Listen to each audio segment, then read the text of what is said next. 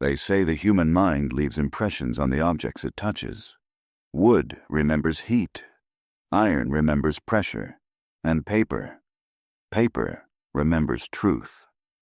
And in the spring of 1879, when a renovation crew pried loose a rotted floorboard inside an abandoned farmhouse outside Lexington, Kentucky, they found a bundle of that truth hidden in the dust. A roll of paper, bound in twine, stiff with age, and stained by something darker than time. The men swore they heard the twine snap on its own, though none admitted pulling it.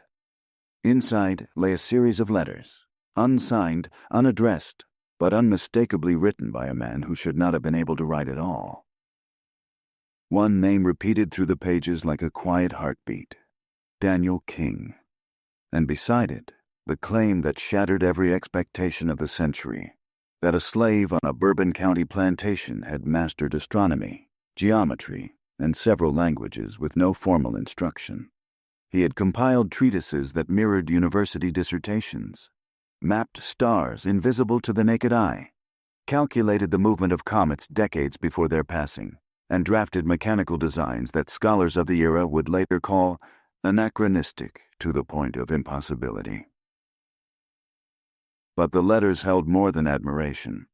They spoke of fear, of nights when the plantation lights burned long after the fields went dark, of whispers about a hidden school in the rafters of an old tobacco barn, of a master who alternated between pride and terror, of neighbors who insisted that no enslaved man could know such things unless he had made some darker pact.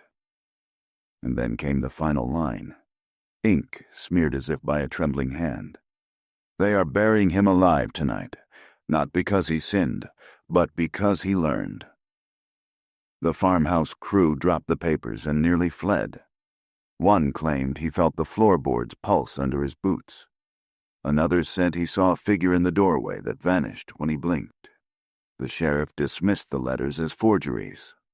The local historical society refused to archive them, and the property owner burned the farmhouse to its foundation within a month, insisting it invited attention best left dead.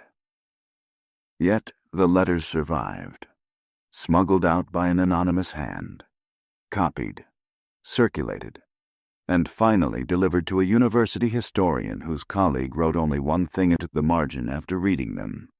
If even half of this is true, it would rewrite the history of American intelligence and expose one of the most horrifying cover-ups of the 19th century. Tonight we reopen the case of Daniel King, a man whose existence challenged the science of his age, a man whose brilliance terrified those who claimed to own him, and a man whose disappearance left behind enough unanswered questions to fill a library. Before we continue with the story of Daniel King, join our community of mystery lovers. Hit subscribe and tell us in the comments which state you're listening from. Your support helps us uncover more forgotten stories like this one. The first thing you must understand about the world Daniel King was born into is that it was a nation split not just by ideology, but by imagination. It was 1844, and America was expanding so rapidly that maps needed redrawing every year. Trains carved new arteries through the land. Telegraph lines stitched cities together like seams. Newspapers swelled with talk of invention, discovery, and the boundless capacity of human reason. But that same nation also enforced, defended, and depended upon a system built on the denial of humanity itself. In the border counties of Kentucky, where bluegrass fields rolled like soft waves and tobacco barns stood like blackened sentinels, slavery remained a quiet but immovable reality. Families attended church on Sundays, sang hymns about salvation, and returned home to houses maintained by people who had no legal right to read the scriptures those hymns came from. On the outskirts of Bourbon County, the roads were hard-packed clay that cracked in the summer heat and froze solid into the winter.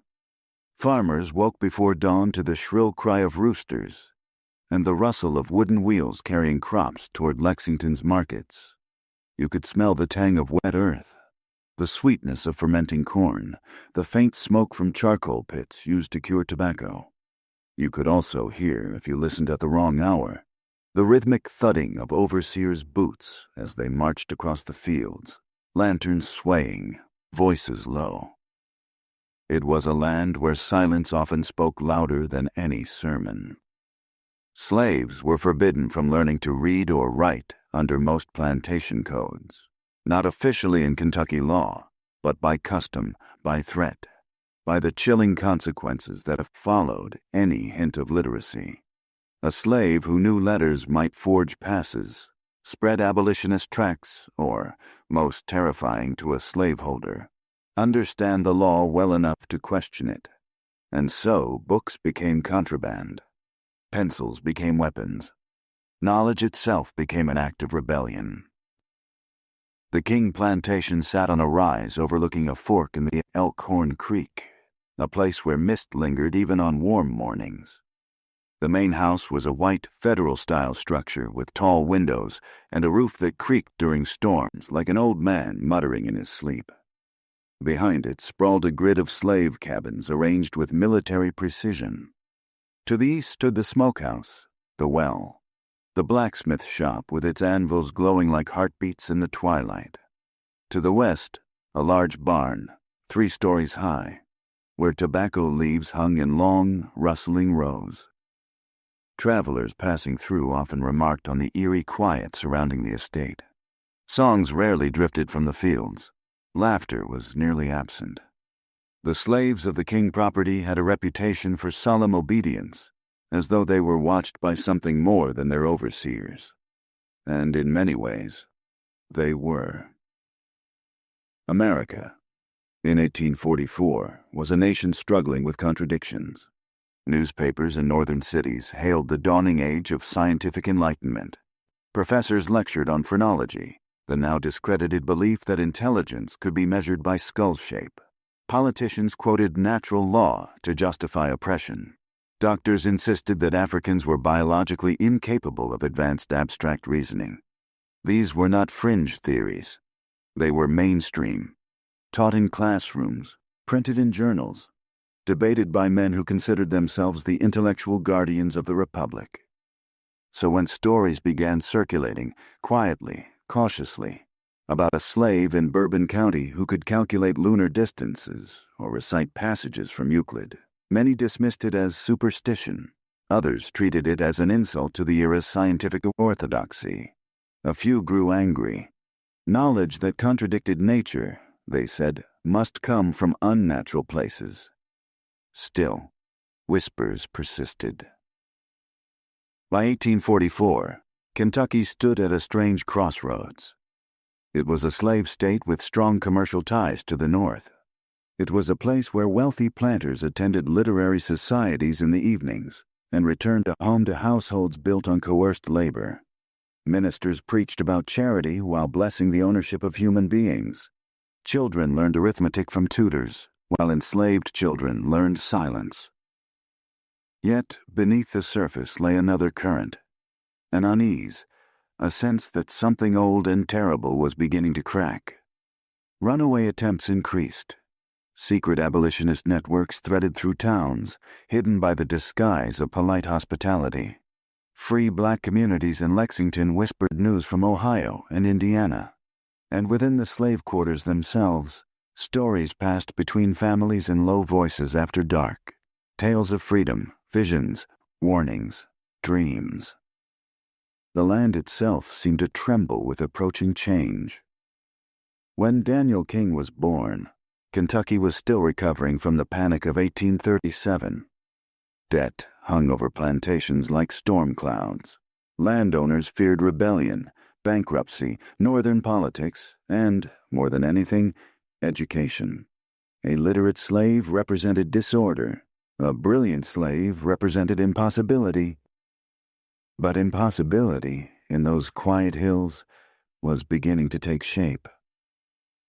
If you had ridden through Bourbon County in 1844, following the narrow turnpike past the King estate, you might have noticed the way wind moved strangely along the tree line, as though brushing unseen faces.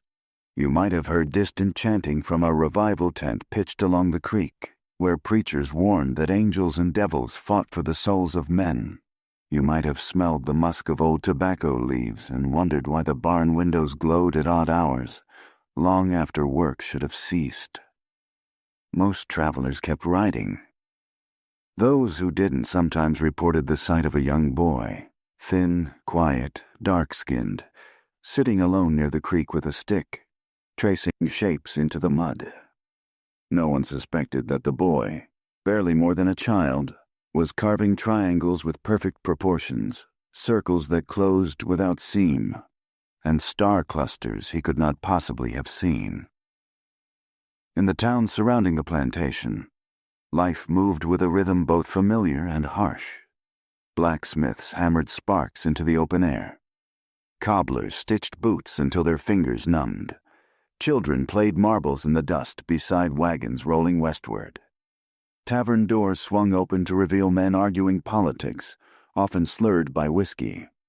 The smell of yeast drifted from breweries near Lexington, mingling with coal smoke and the metallic tang of the telegraph office where young operators tapped out messages at all hours. But beneath that bustle lay an unspoken truth. Every conversation, every transaction, every mile traveled existed atop the backs of the enslaved. And yet, the enslaved saw things the free did not.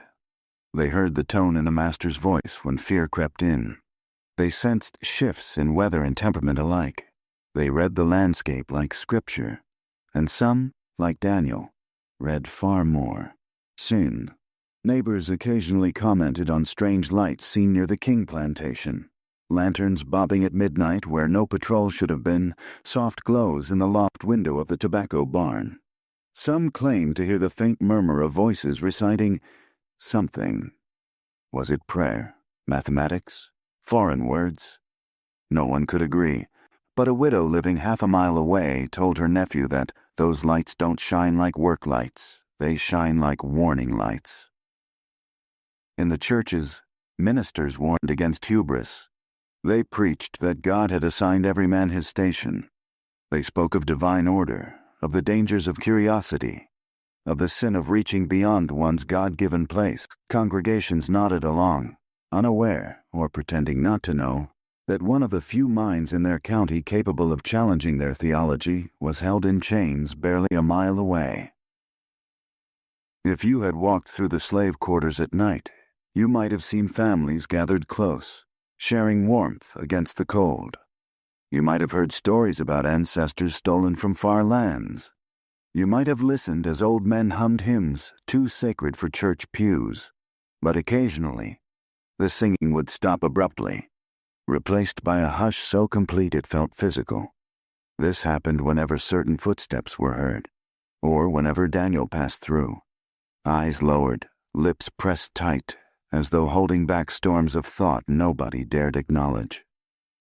And over all of this, the creaking barns, the sermon smoke, the murmured fears, hung the doctrine of the age, that certain minds were incapable of genius, that slavery was justified by biology, that intelligence belonged to those who claimed ownership of land and labor. But the hidden letters found in that abandoned farmhouse tell a different story.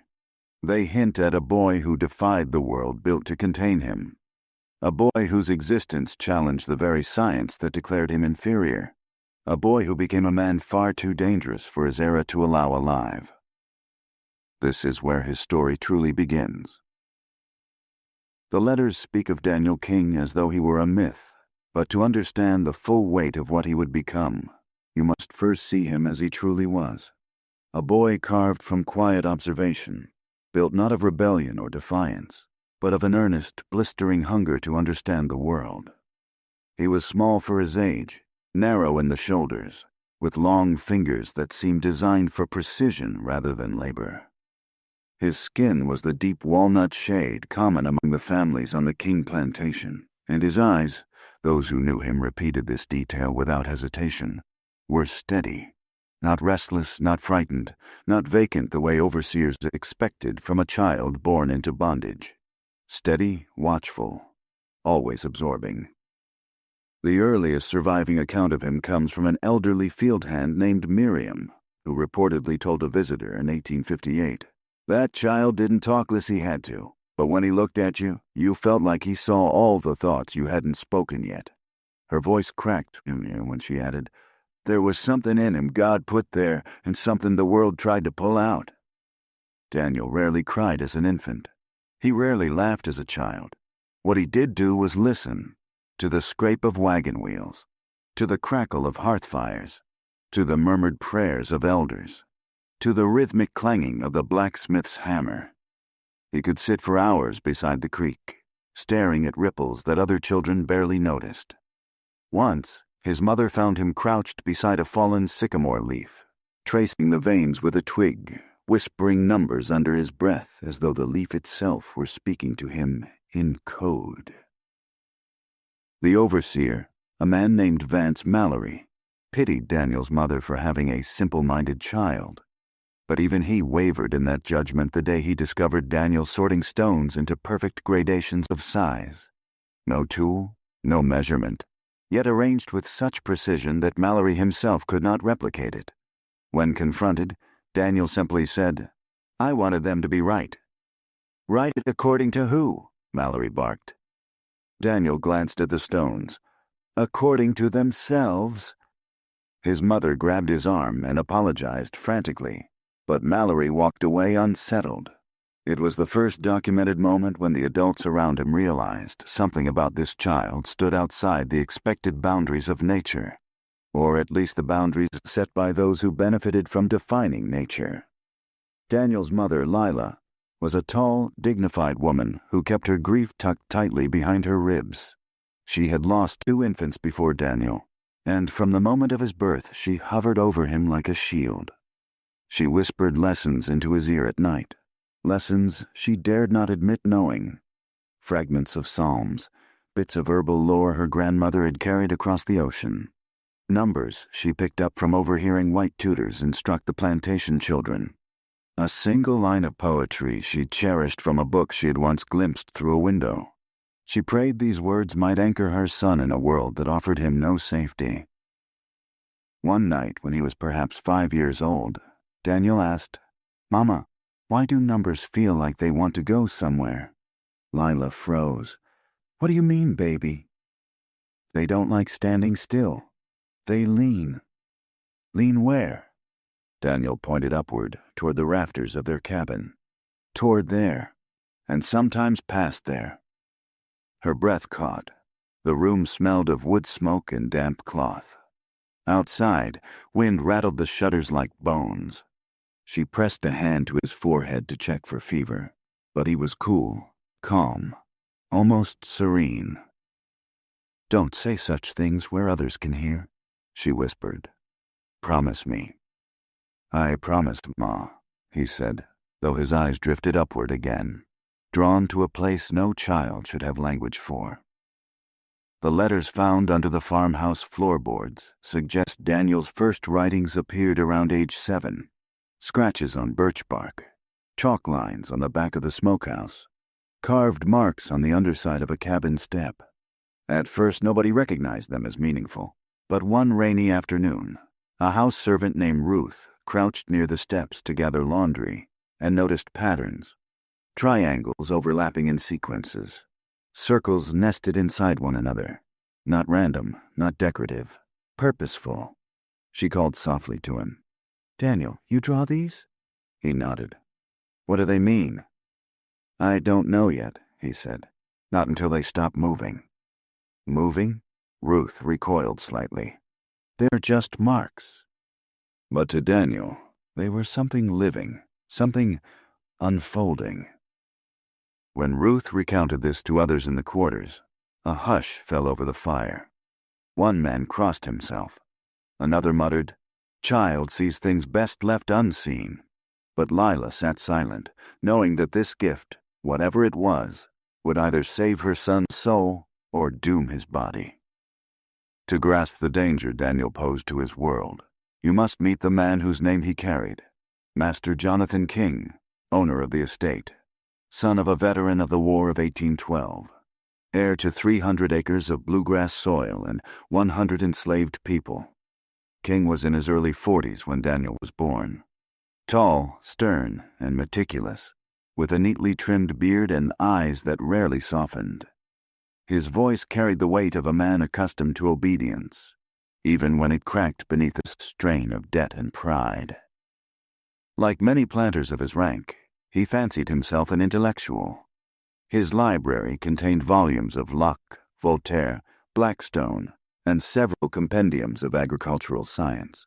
He often invited other gentlemen to his home to debate philosophy and the natural order of civilizations, yet his interest in knowledge ended firmly at the threshold of race. He quoted phrenologists with near-religious fervor. He insisted that Africans lacked the mental architecture for higher learning, and he believed these theories not because they were reasoned, but because they justified the world he needed to preserve. There are only 2 surviving accounts of King interacting with Daniel as a small child, but both are revealing. The first came from King's niece, a girl named Sarah, who visited the plantation one summer when Daniel was about 8. She recalled sitting on the back porch reading from a school book when she felt eyes on her. Looking up, she saw Daniel standing near the well, watching the turning of the pages. "You can come closer," she'd said gently. She offered the book. "Do you want to hold it?" Daniel shook his head. "I want to remember it." She laughed. "You can't remember it without reading." He frowned, as though the statement itself were incorrect. "I can." Sarah, indulgent, read aloud a short passage about Roman roads. Daniel listened, unmoving. Later that night she overheard him reciting the paragraph word for word to another child in the quarters. When she told her uncle, he scolded her sharply.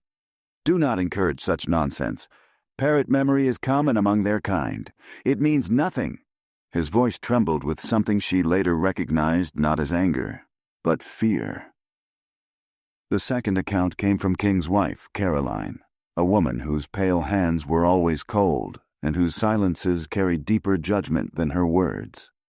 She once found Daniel sweeping the back stairs with unusually slow, deliberate strokes. Curious, she stepped closer and saw chalk marks under the tread, geometric figures so precise they seemed printed. She knelt. "Who drew these?" Daniel froze, broom shaking slightly. "I asked you a question," she said. "I did," he whispered. She stared at the shapes, then at the boy. "Where did you learn this?" "I didn't learn it," he said. "I just knew it." She straightened with a shiver. Many years later she would tell her sister, "The boy frightened me, not because he was wicked, because he was impossible." For the Kings, impossibility was dangerous. Impossibility threatened doctrine. Impossibility questioned the right to own another human being. And impossibility, when witnessed by neighbors who whispered about strange lights in the barn, could spark rumors that would stain a family's reputation. And yet, something about this child drew Jonathan King's reluctant fascination. He began assigning Daniel small tasks near the house rather than the fields, carrying ledgers, sweeping porches, cleaning the library floors. He never allowed Daniel to touch the books, but the boy absorbed the smell of them, the weight of the pages flipping above him, the sound of King pacing as he read aloud passages he believed too lofty for any enslaved ear to comprehend.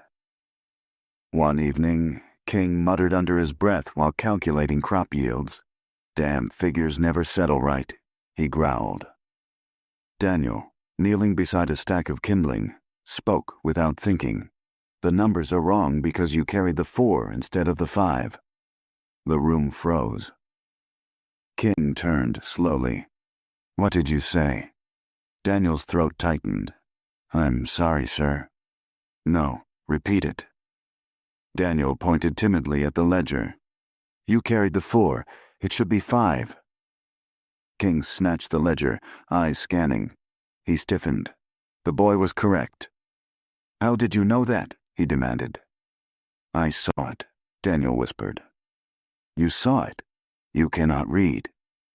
"I saw the shape of the numbers. he said, tapping his temple. They didn't fit. King stared at him for a long time, the fire casting jagged shadows across the walls. At last he said, "Leave, and speak of this to no one." Daniel bowed and slipped out the door, heart hammering. But as he stepped into the cool night air, he heard King exhale, long and shaken, as though redefining a truth he had relied on his entire life. The boy's abilities did not go unnoticed among the enslaved community. Some regarded him with awe, some with worry. A few avoided him entirely, not out of cruelty, but out of fear that proximity to such unexplainable talent might invite punishment. An older man named Isaiah once approached him while Daniel was pacing the yard, tracing patterns in the dust with his bare foot. "Son," Isaiah said softly, "you walk with something heavy on your mind." "It isn't heavy," Daniel replied. "It's loud." Isaiah frowned. "What is?" Daniel pointed to the sky. "Everything." Isaiah placed a weathered hand on his shoulder. "Listen to me. This world don't take kindly to folks who hear more than others. Best keep your gift quiet, you understand?" Daniel looked up at him with those unsettlingly steady eyes. "But gifts aren't meant to be hidden." Isaiah sighed. "In another place, maybe. Not here." And though Daniel nodded, he did not fully understand. Not yet. Because while the boy's quiet brilliance grew, so too did the shadows around him. Shadows cast not just by cruelty, but by superstition, envy, fear, and the deep cracks forming in the foundation of a society built on lies. He was a seed sprouting in poisoned soil, and soon the world around him would twist in response. In the years that followed, the unease surrounding Daniel did not erupt all at once. It crept in, like dampness along a foundation wall, silent at first, then unmistakable. The earliest signs were small enough to dismiss, though people remembered them later with a shudder, the way one remembers faint tremors only after the earthquake. It began with the nights. There was nothing unusual about late work on a plantation, but the King estate grew restless at odd hours, times when neither harvest nor weather demanded it. Servants in the big house reported hearing the creak of floorboards overhead long after the family had gone to sleep. The sound traveled in slow, deliberate intervals, as though someone walked while counting each step. On more than one occasion, Caroline King asked her husband, "Is someone in the attic?" "No," he answered each time without looking up from his writing. "Just the wind." But the wind did not mimic footfalls, and the servants whispered that they sometimes heard scratching, faint but rhythmic, like chalk against old wood. In the slave quarters, the strangeness grew harder to ignore. People noticed that Daniel rarely slept through the night. He would slip from his cabin with the quietness of a shadow and vanish toward the tobacco barn. The overseer, Mallory, once caught sight of him standing in the doorway, staring upward through the rafters. When Mallory shouted, "Boy, what are you doing?" Daniel flinched as though yanked from a trance. "I was listening," he said. "To what?" But Daniel only shook his head. His silence unsettled Mallory more than any lie would have. The barn itself soon gained a reputation, one it had never held before. Workers complained that the air inside felt too cold even on summer nights. Horses refused to approach its entrance, and the sound of rustling tobacco leaves seemed to take on a cadence resembling breath. A few slaves reported hearing murmurs from the loft, even when no one was there. One woman insisted she heard Daniel speaking softly to himself in some language she could not recognize. No English, no prayer, not even African dialects carried through generations. When asked what the words sounded like, she replied simply, "Like numbers arguing." But perhaps the most disquieting incident occurred during a thunderstorm one evening in late autumn. Lightning tore across the sky, illuminating the estate in sharp, ghostly flashes. Rain hammered the roofs, turning the yard into a slurry of mud. Families huddled inside their cabins, listening to the storm swallow the night. Then, suddenly, the barn lights flared. 2 lanterns burned in the loft, bright, steady, and unmistakably lit by human hands. Mallory grabbed a rain-soaked coat and ran out, cursing the thought of someone risking fire in such weather. When he threw open the barn door, wind gusted through, shaking the rafters. The lantern still glowed above him. "Who's up there?" he shouted. Silence. He climbed the ladder, each rung slick beneath his boots. Lightning flashed again, painting the barn in white fire. At the top, he found both lanterns hanging perfectly still. No sway, no tremor, though the storm roared around them. And the loft was empty. Yet something had been there. Mallory felt it, a pressure in the air, heavy, almost aware. He extinguished the lanterns with trembling hands and descended without another word. The next morning he told King, "If any of your people were up there last night, they're half devils. No mortal climbs in that storm." King dismissed him, but his face paled. And later that evening, he cornered Daniel near the water trough. "Were you in the barn last night?" Daniel shook his head. "Do not lie to me." "I wasn't there," Daniel whispered. "Then why do people say they see lights when you go near it?" Daniel swallowed hard. "Because I think too loud." King blinked. "What?" Daniel's voice dropped to a murmur. "Sometimes the shapes won't stop. They push. They want out." King's hand twitched as though he meant to strike him, but stopped. Instead, he said, "If I hear of you stepping into that barn again, the consequences will be severe. Do you understand?" "Yes, sir." But even as he answered, Daniel's eyes drifted toward the barn, not with fear, but with longing, as though something waited for him there. By winter, the whispers hardened into rumors. A child awoke screaming after dreaming of a figure writing endless symbols across the barn walls. A young girl fainted when she saw Daniel staring at the sky with such intensity she thought that his eyes might burn. Isaiah, the elder who had once warned him gently, now avoided him entirely. "Children born strange invite strange ends," he muttered to Lila. Lila bristled. "My son is no curse." "I know, but curses don't ask permission before choosing someone." The tension on the plantation thickened until even the livestock grew skittish. Dogs barked at empty corners. Cows balked at passing the barn. A visiting tradesman claimed he felt watched by the roof itself. And through it all, Daniel grew quieter, not withdrawn, observant, focused. His hands traced patterns on any surface they touched. Dirt, wood, cloth, even the air, drawing invisible arcs that made others uneasy.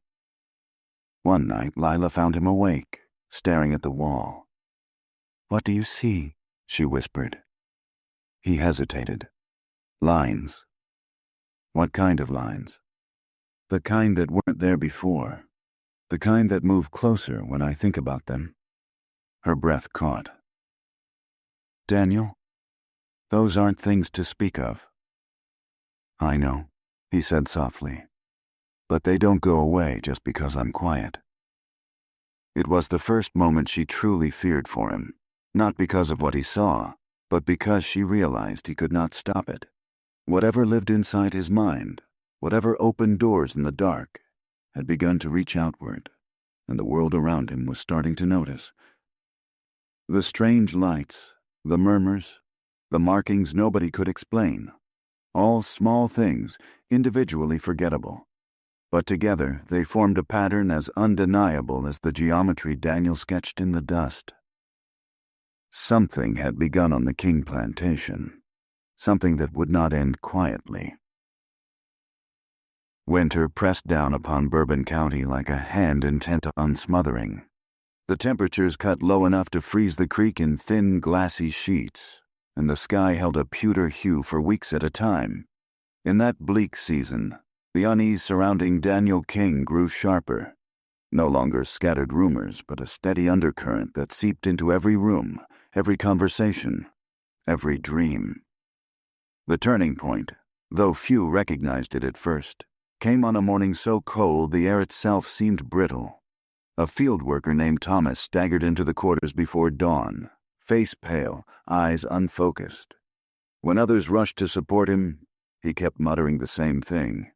The barn breathed. It breathed on me. He explained with a trembling voice that he had gone out early to fetch a tool. As he walked past the tobacco barn, the door creaked open, not wide, just enough for a sliver of darkness to spill onto the snow. And then he felt a warm gust, as though something inside exhaled. Not wind, not draft, breath, warm as human lungs, carrying the faint smell of smoke and something metallic. Thomas refused to return to work that day. By noon, the entire slave quarter knew his story, and a few believed him. Others scolded him for terrifying the children. But when Mallory overheard the tale, he made no jokes. He only muttered, "That damn loft again." King dismissed the story outright. "We're breeding hysteria," he said at supper, but even he couldn't ignore what followed. Over the next 2 weeks, 4 different workers reported hearing footsteps in the barn, always overhead, always at hours when no one should have been inside. Once, a woman carrying laundry claimed she heard what sounded like chalk scratching rapidly, as though a frantic hand scrawled messages across the beams. She ran without looking back. But the most disturbing incident happened to Caroline King. She rarely ventured outside in winter, preferring the warmth of the parlor. But one afternoon she stepped onto the porch to collect a shawl left airing. The plantation lay quiet under a silvery haze. As she turned toward the house, she saw, through the fogged window pane of the library, a figure standing by her husband's desk. At first she thought it was Jonathan, but the posture was wrong. The figure was smaller, leaner, still as stone. She opened the door sharply. "Who's in there?" No answer. She crossed the threshold, heart pounding. The room was empty. Later she swore she had seen the outline of a boy, and though she never uttered his name aloud, everyone knew whom she meant. It was around this time that Daniel began falling ill in ways nobody could explain. He would freeze suddenly in the middle of a task, eyes distant, chest rising too quickly. His hands trembled. He sometimes woke gasping, as though dragged from a dream so deep it took moments for him to return to his own body. People whispered that the strange events around the plantation were draining him, or worse, emanating from him. One night, his mother found him hunched over a basin of water, staring at his reflection. "You're scaring people, Daniel," she whispered, kneeling beside him. "I don't mean to." She cupped his face gently. "Tell me what's happening inside you." He hesitated. "I see things before I see them." Her brow furrowed. "What does that mean?" "When someone speaks, I know what they'll say before the words come out. When someone walks, I know where they'll step. And when I look at the barn..." He stopped. She waited, breath shallow. "I know there are things written in it, even when no one writes." Her hands dropped. The fire cracked violently behind them, and for a moment Lila wondered if the flames reacted to his words. That same week, a traveling Methodist preacher visited the plantation. A gaunt man with hollow cheeks and an unyielding stare. Revival season had begun early across the state, and itinerant preachers roamed from town to town, warning families that the devil had come to harvest the hungry-minded. When the preacher stepped into the King parlor, he paused. His nostrils flared, sensing something unseen. "What troubles this house?" he asked without introduction. King stiffened. "We have no troubles a man of God needs to examine." The preacher's eyes slid toward the stairs, as though something called to him from above. "Are you certain? The air here is agitated." Caroline set down her embroidery. Agitated how? Like a room where someone prays in two voices at once, he answered. For a full minute no one spoke. Then King ordered him out. But the preacher's words spread among the enslaved community by nightfall. Some took it as divine confirmation that something unnatural dwelled on the grounds. Others insisted it was a sign of miraculous talent. Still others believed the preacher himself to be overtaken by delusion.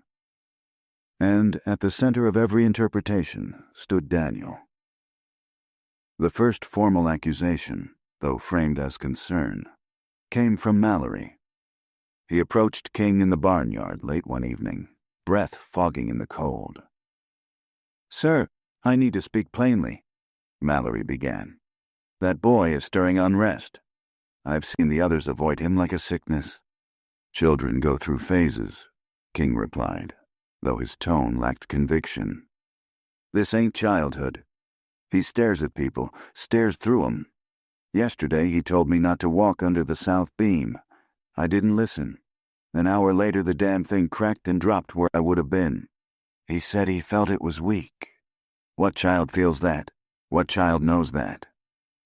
King's jaw clenched. "Coincidence?" Mallory's voice dropped. "I don't believe so. I think he's conjuring things he don't understand." "Enough," King snapped. "I will not entertain superstition." But long after Mallory left, King remained standing alone in the yard, staring at the barn where so many unexplained events seemed to root themselves.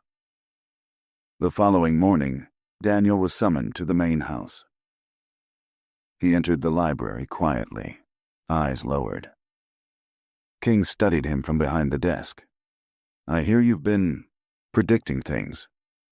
Daniel swallowed. "I don't predict them, sir. They just appear."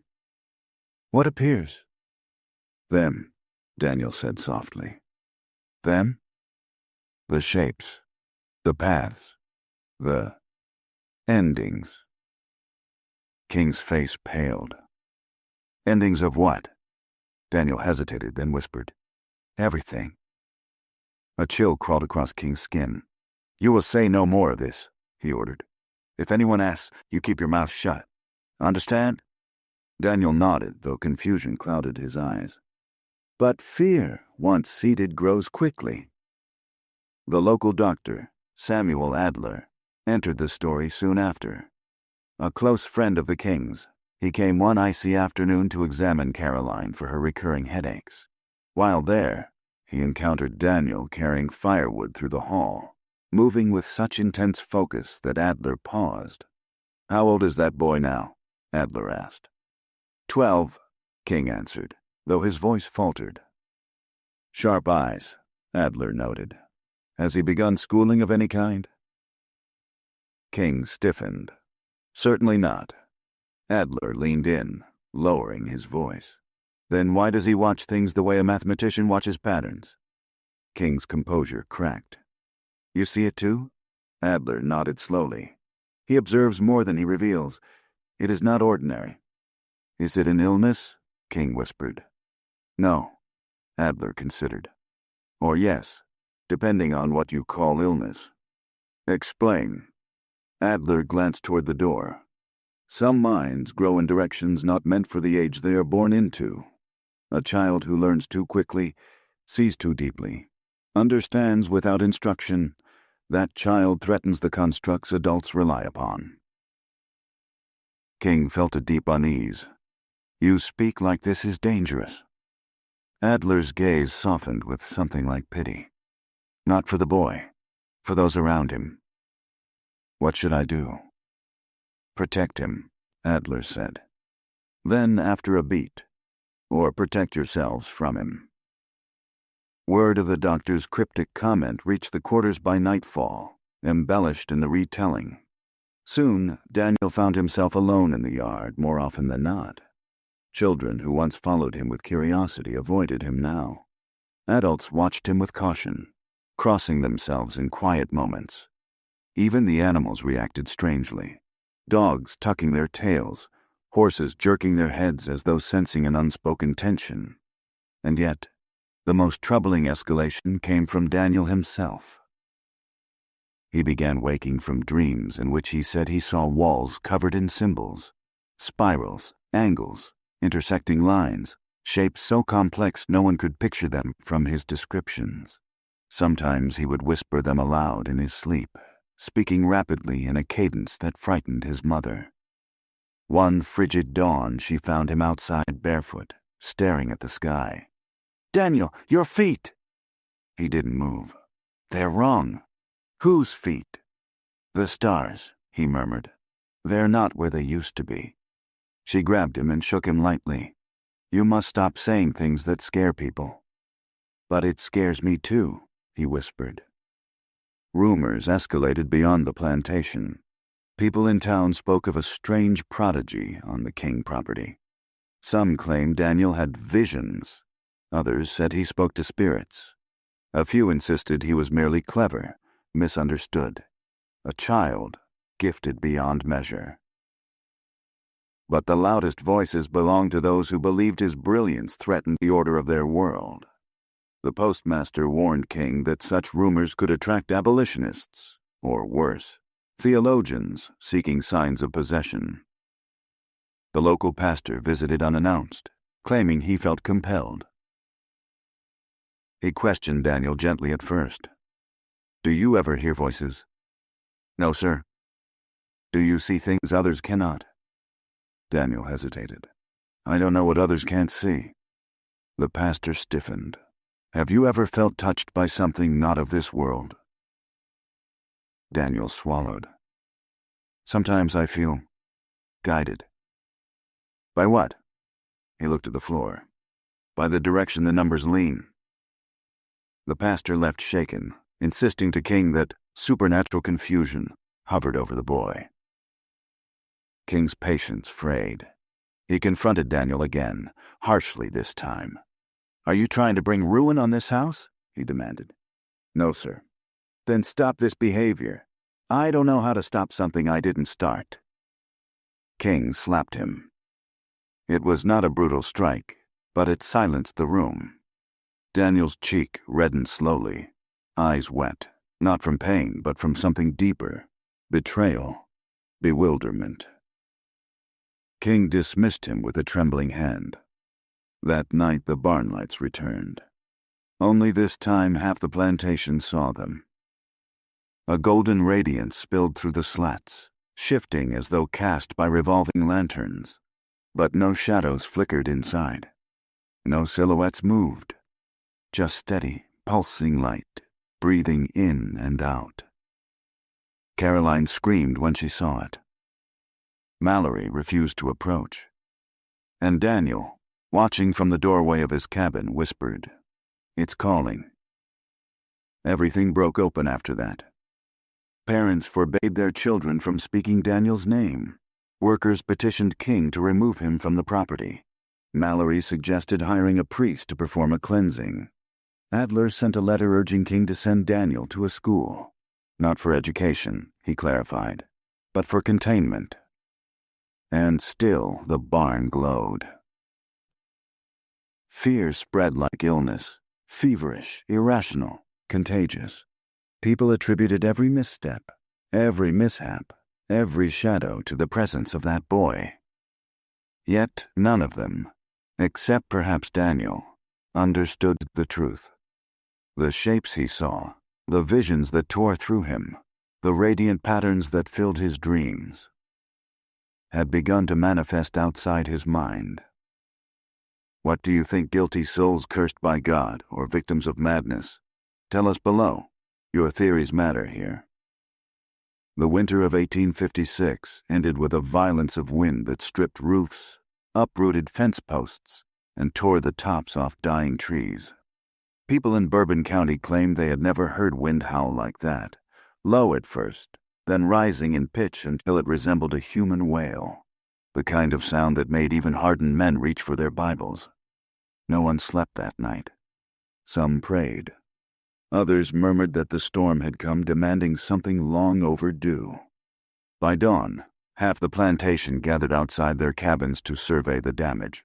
But the true damage was not the fallen branches or shattered window panes. It was the barn. Its loft window, normally a narrow rectangle of darkness, glowed. Not with lantern light, not with fire. With something colder, deeper. A pale white luminance that pulsed like a heartbeat. King himself rode out at once. Snow cracked under his boots as he dismounted, breath rising in clouds. Mallory followed, muttering prayers that made little sense. "What in God's name is that?" King whispered. Neither man approached. They simply stood in the half-light of morning, staring at the barn that had become the center of so many sleepless nights. The glow leaked between the planks in thin, trembling lines, like veins illuminated from within. And then it flickered. Not randomly, deliberately, in patterns. King felt a coldness root itself in his spine. He knew those patterns. He'd seen Daniel draw them in the dirt, circles nested inside each other, angles intersecting like blades, lines sweeping toward invisible horizons. "Fetch the boy," King ordered. Mallory hesitated. "Sir." "Now." Daniel was brought from the quarters within minutes, his face pale, his steps slow, as though he walked toward something inevitable. His mother ran after him, clutching his arm. "Don't take him there," she cried. "He's sick. He's been sick for days." King ignored her. "Bring him forward."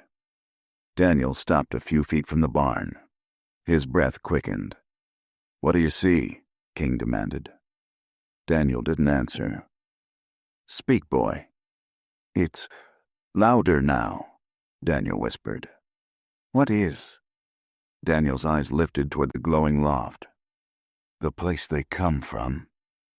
The air around them changed, subtle at first, then unmistakable, a pressure like the thick atmosphere before a downpour.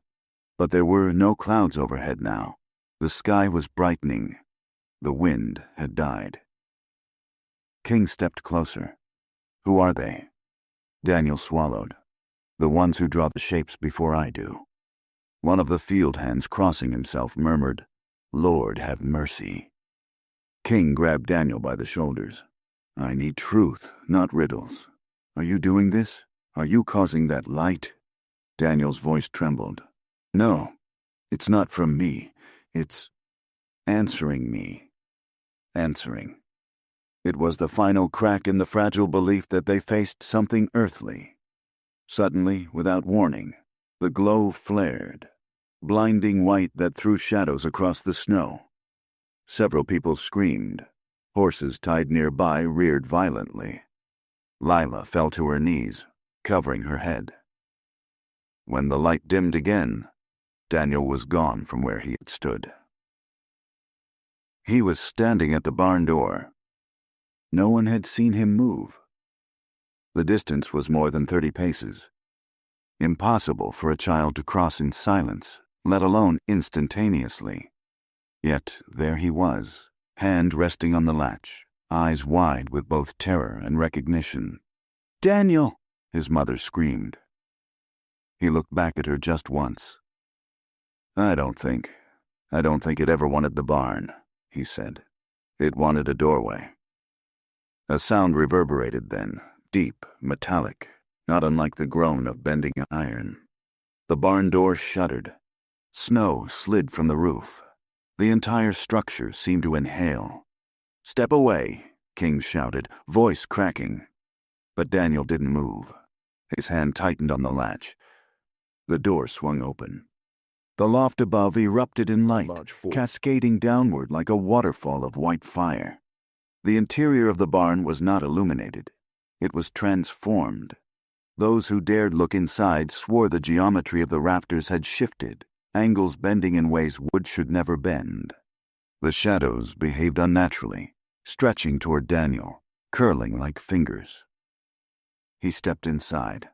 His mother lunged for him, but Mallory and another man held her back.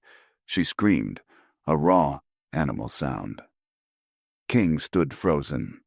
"Get him out!" someone yelled. No one moved. The light pulsed again, and then the barn fell utterly silent. Daniel stood beneath the loft, staring up. His face was wet with tears, but not from fear. Recognition. "They've been waiting," he whispered. "For what?" King called, voice hoarse. "For someone who can see the path." The rafters shivered. Patterns, those same impossible shapes he scribbled since childhood, began etching themselves into the wood above him. Lines burning into the timber like heated metal carving scripture. Circles spinning, triangles splitting, spirals unfurling like vines. Gasps rippled through the crowd. A few fainted. Mallory whispered, "This is witchcraft." King whispered, "This is genius." But neither word fit. Daniel reached toward the shapes as though greeting an old friend. When his fingers brushed the air below them, the light dimmed, condensed, and, impossibly, lowered itself toward him, forming a trembling orb of pale radiance. He touched it. A thunderous crack shook the entire barn. Snow burst from the roof. Horses screamed and broke their reins.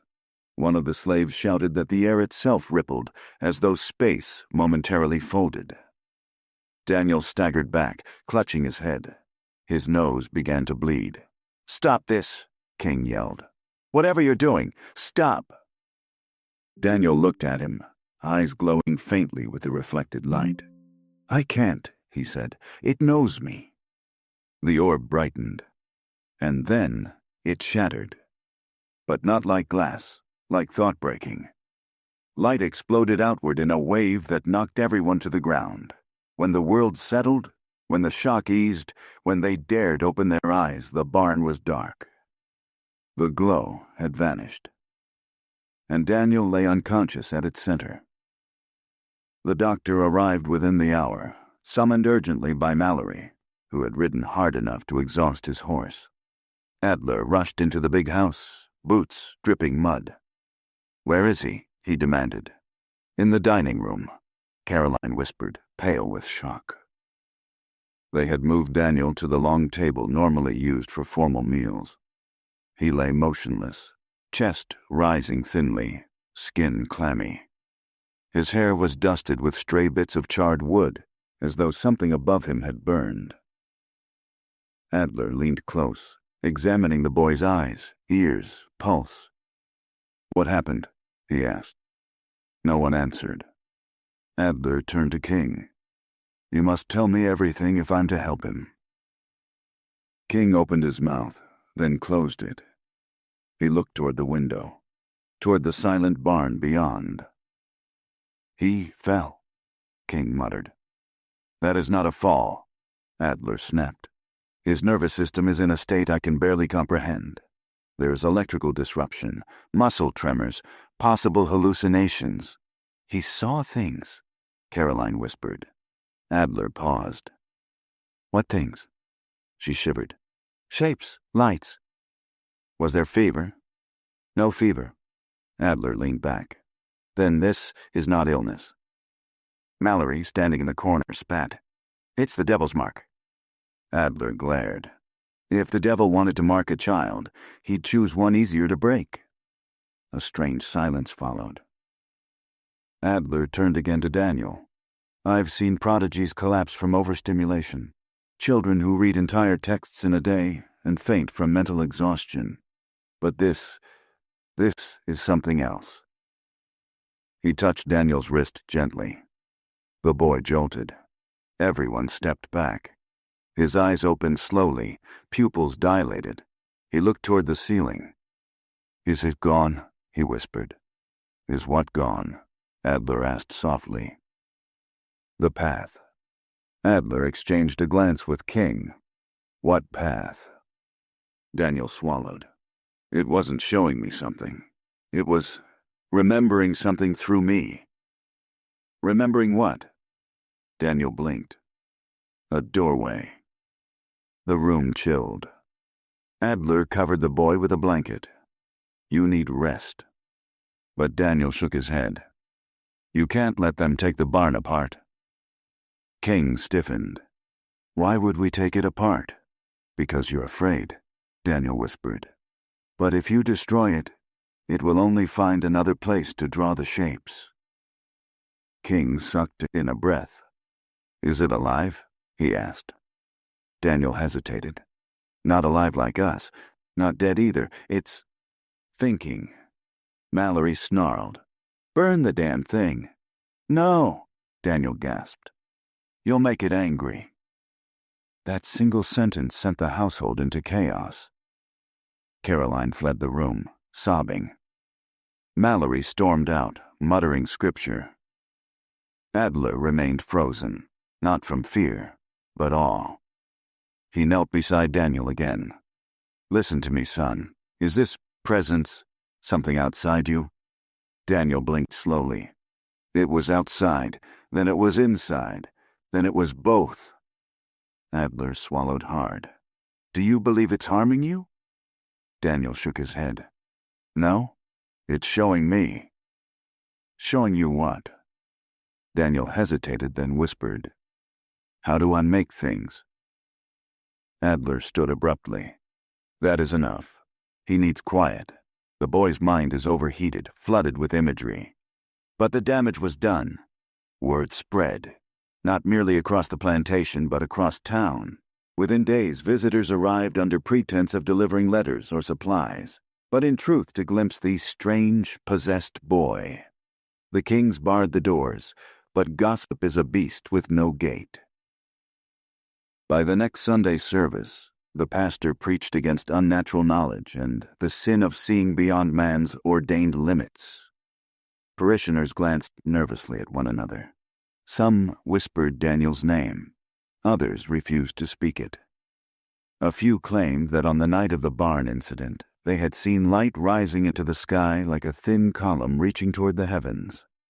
A fisherman swore he heard a low hum stretching across the creek, as though the earth itself vibrated. A woman living miles away said she woke screaming from a dream full of spirals and circles that made her sick to her stomach. The sheriff visited the plantation. He questioned King for an hour behind closed doors. When he left, he looked shaken. Meanwhile, the barn remained untouched. No one dared enter. Even Daniel avoided it, not from fear, but because he said, "It's watching now." Adler returned several times to evaluate him. Each visit deepened the doctor's unease. The boy's cognition had sharpened dramatically. He spoke with speed and clarity beyond his years. He described geometric patterns Adler had never encountered, referencing ratios and dimensions unknown to contemporary mathematics. Where did you learn these terms? Adler asked. Daniel simply whispered. They were folded into the light. Adler left trembling. Something about Daniel's transformation defied medicine, physics, theology. He wrote to colleagues in Lexington in vague terms, seeking guidance, but he tore up their replies. No one could be trusted with this. Meanwhile, King grew paranoid. He began locking his doors, snapping at servants, pacing at night. He forbade Caroline to mention Daniel's name in letters.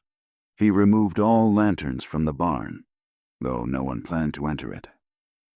Most telling, he ordered Mallory to patrol the yard after dusk. Mallory complied, but every night he stopped before reaching the barn's shadow. No amount of pay, he muttered, is worth stepping near a threshold for spirits.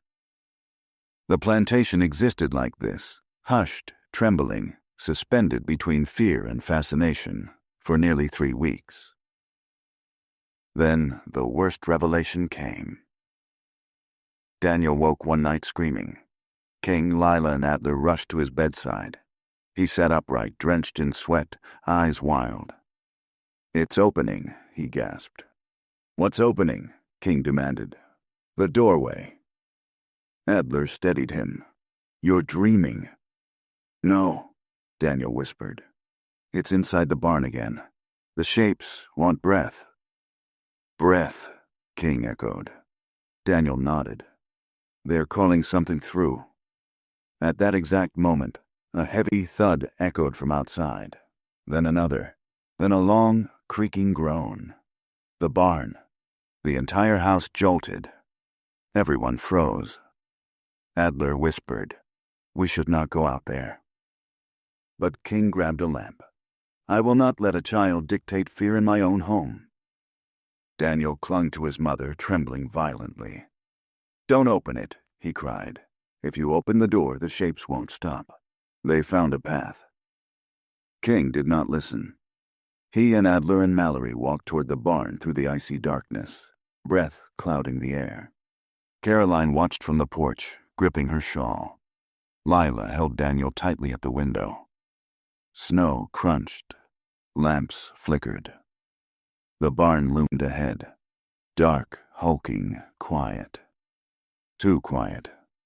King grasped the latch. Mallory whispered, "Sir, please."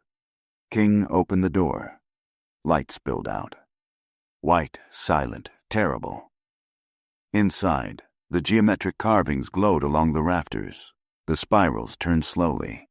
The shapes pulsed in synchrony with some unseen rhythm. At the center of the barn floor, something moved. Not a creature, not a man, a distortion. A fold in the air, bending inward as though reality itself were flexing. Adler dropped his lamp. "My God," he whispered. It's thinking." The spiral expanded. King staggered back. Mallory fell to his knees. And then Daniel appeared at the doorway, barefoot, eyes shining with reflected light. He should not have been able to walk there alone. Lila had collapsed when she realized he was gone from her arms. Yet here he stood.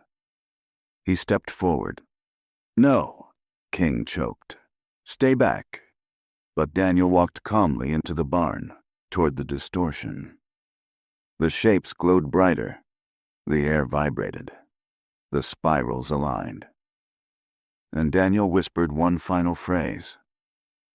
"It remembers the world of before ours." The barn erupted in radiance. A scream, whether human or not, ripped the night in two. Then darkness, silence, snow drifting, the light gone. When the men opened their eyes, the distortion had vanished. The shapes had burned away. The air lay still. But Daniel lay motionless at the center of the floor, unbreathing, unmoving, eyes open, staring at something no one else could see. If you stood in that room, would you call it crime or sacrifice? Leave your answer. The morning after the barn blaze of light, a hush hung over the plantation so deep it felt sacramental, like the world had paused on its hinges, waiting to see whether it should turn forward or backward. Frost lay thick on every surface, a thin white crust as brittle as old bone. Smoke drifted from the king chimney in a crooked column, but no one stirred outdoors. Even the animals were silent, as though they sensed something terrible had been severed in the night. Word spread before sunrise. Daniel was dead. Not officially, not with a pronouncement, but anyone who saw the boy's body carried from the barn understood the truth written in the slackness of his limbs, in the vacant half-glow of his eyes. His mother wailed until her voice cracked. Mallory refused to touch the body, making the sign of the cross again and again as he backed away from it. King stood rigid beside the doorway, hands shaking, jaw locked, refusing to meet anyone's gaze.